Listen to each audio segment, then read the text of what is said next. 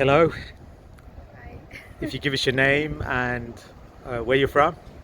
My name is Maria Durrani, and I live in England, but I'm originally from Afghanistan. I was born in Kandahar, and I moved to this country when I was 9 years old. I've been here ever since, but I did visit Afghanistan occasionally before the whole crisis. So how long have you been here? I've been here for about 13 years now. I've studied here, I went to primary school, went to university here and college. And is that in Wolverhampton? Yes, Remapped. So, so how many years have you been in Wolverhampton then? 13 years. Yes. So tell us, what were your perceptions before you arrived of Wolverhampton? It was a very quiet area, to be honest. I didn't make a lot of friends in school or in my neighborhood for a very long time because of how quiet it was. And 13 years ago, it wasn't as mixed. There wasn't a lot of people here as much as there is now, especially from my ethnicity and from my culture. There was a lot more English people in the area that I was living in, so I never really felt like I fitted in for a while until I started growing up. I started learning the culture, and I almost became a chameleon in the Wolverhampton area, and I learned to blend in. So reflecting back on it when you were younger, what do you think would have helped you settle in a lot quicker? Having For a child, it's very hard to move from a country that she's from moving from one culture and one country and being thrown into the wild in a way, not knowing anything about the country, not knowing things such as that there's not halal food here. That was the biggest struggle for me, because growing up in a country where everything you pick up from the shop is halal, and the things that we can't eat here, but a child doesn't think about these things. So, and it's not taught to you until you're of age where you can understand these things. So it's very hard, kind of learning the differences, knowing that there's no adhan here for the prayers. There's just so many things that are different, and no one explains to you how important it is that you have to speak English in order to integrate properly into the country.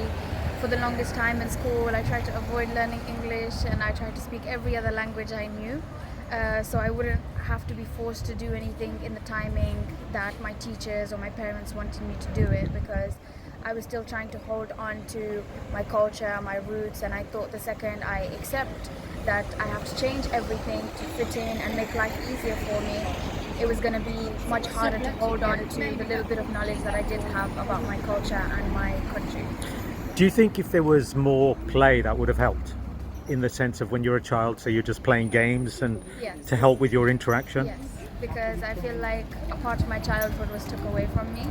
I didn't have the opportunity to spend life like a normal kid, learning how to ride a bike, which I still don't know how to ride, and learning how to do things that a child should be doing, not learning how to adapt to the culture, live without a mother, learn all these things, be like living with my single father, looking after my sister and my brother at the age of 9 and 10, walking ourselves to school, learning everything our schools ourselves, walking ourselves back. These kind of things need support because you're new to the country already, but then to do it with just one parent who's always at work or always busy is very hard. So you've been here 13 years. What do you like about Wolverhampton? I like the peace. I like that it's quiet. I've lived in other cities and other places for a short period of time, but I always feel like Wolverhampton's home. Maybe because I've always been here for a very long time. Maybe that's why I feel like this is my second home after Afghanistan. But I feel like Wolverhampton has been kind to me. I have seen a lot of good people. Of course, we've come along with some bad people on the way as well, but the majority has been good. What places do you like visiting? In Wolverhampton, Yeah. I love the art gallery. It gives me, I don't know, there's something in the art gallery that just has a special place in my heart. I love all the mosques that are local around here. They're very loving, very welcoming. Even as a Muslim, there's things that I don't know, and that I try to learn. And every single mosque I go to, they're very welcoming. They even try and get me to volunteer and do other things outside of the opening hours to kind of make me feel like I'm contributing.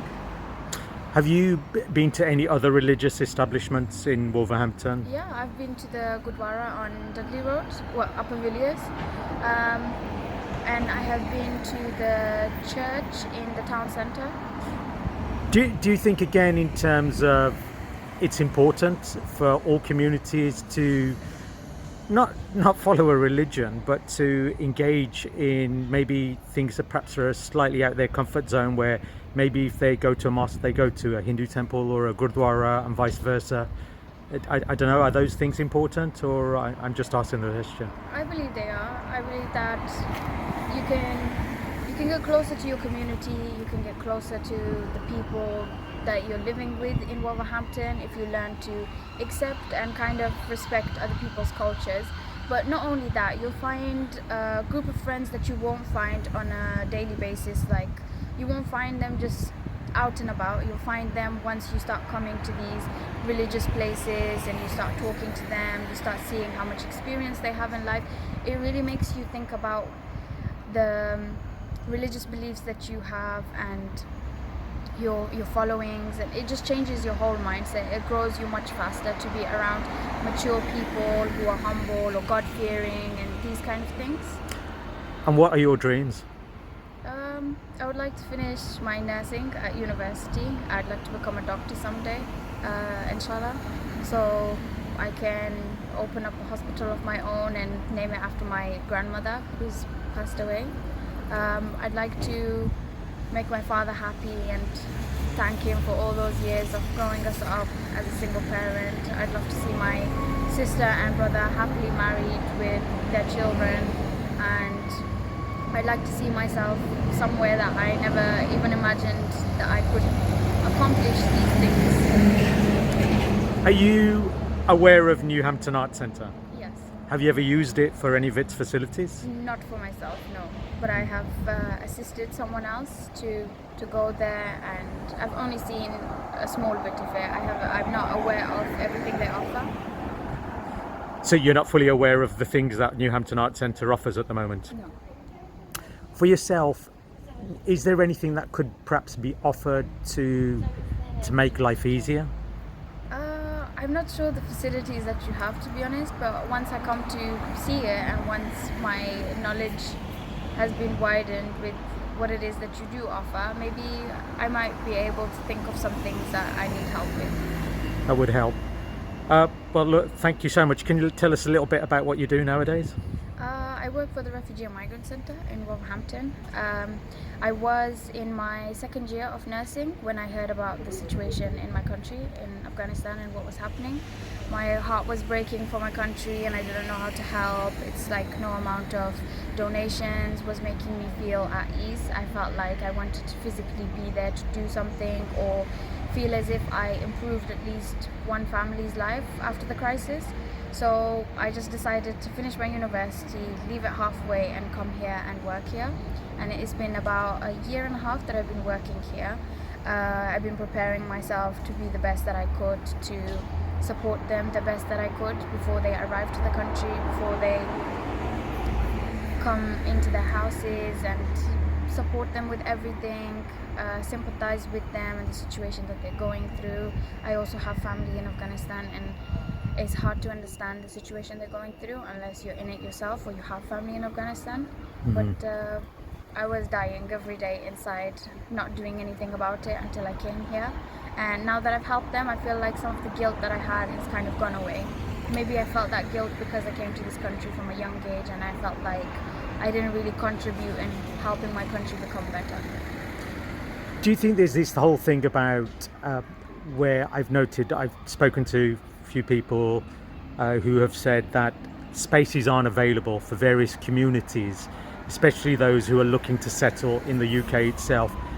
Do you feel that's an issue that for a lot of people, or? I believe it was before, when I feel like there was a lot more discrimination towards certain ethnicities, or they would associate a certain religion with certain ethnicities. Like Afghanistan has always been associated with terrorists, that all of us are terrorists, and I remember getting picked at school for this as well, that just the second you say you're you're from Afghanistan, they think that you're a terrorist, that you're going to blow something up.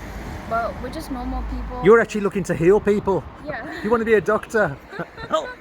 Exactly, quite the opposite. But these stereotypes, they're there because people are uneducated, or they hear what they want to in the media. They don't actually go out there and talk to people, which is something that doesn't happen in this generation.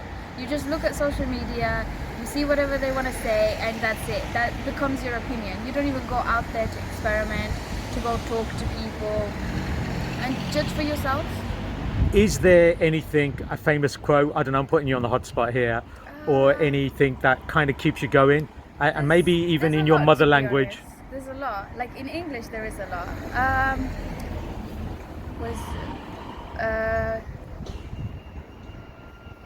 Do that to those that you wish for yourself. And what else? Do you have God one? only helps those that help themselves. Do you have anything in Afghani? A couple, but I don't know how to translate them. No, just say it in the language. In the language, I guess it's kind of similar, to be honest, to the one that I just say. Khudai daghe khalgu madad ki, chi dizan madad ki. So God only helps those who help themselves. The khalgu sarash. Oh, this is my favorite one, my nan's one. Don't ever be the hand that takes, be the hand that gives. And how did she say it in Afghani? She said, "It's kala agalas. It's kala agalas makawa chi." Wait, how she worded it? I'm so sorry. I don't have a clue how she worded it. Just translate it exactly how it is. Okay, You said it. She said, the technical way she said it was that don't ever be the hand that takes, but if you can't be the hand that don't ever be the hand that takes, but don't ever be the hand, if you can't be the hand that gives, then like don't burden people either, basically. Like if you can't be the giving type of person, don't take either, but don't make people suffer either. So like be calm, be like not problematic, and just mind your own business, I guess. If you can't be helpful towards other people, if you have nothing nice to say, don't say nothing at all, kind of thing. Thank you very much for your time. No problem.